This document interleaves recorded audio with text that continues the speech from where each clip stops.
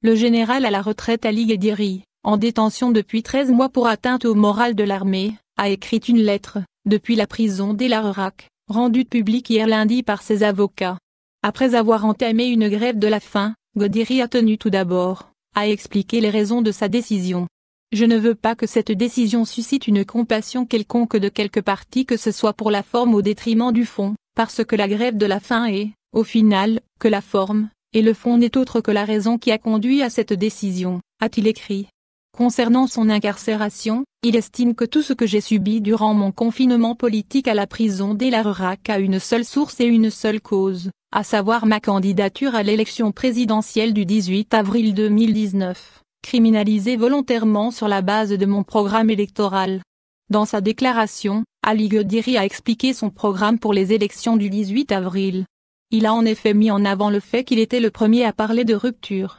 Chacun doit se rappeler que c'est dans ces circonstances que j'ai dit à l'occasion de la déclaration de ma candidature à l'élection présidentielle, ou moi ou le système,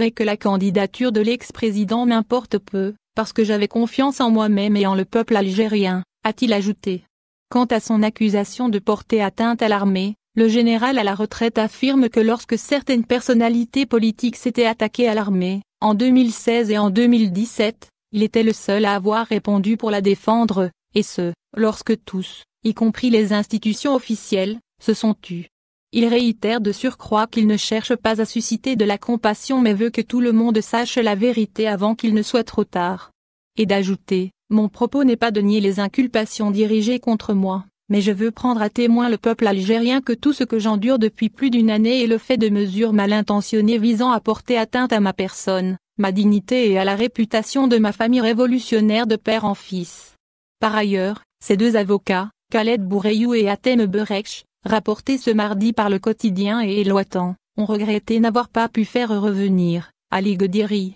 sur sa décision de faire une grève de la faim illimitée. Une chose qu'ils ont jugée de destructrice.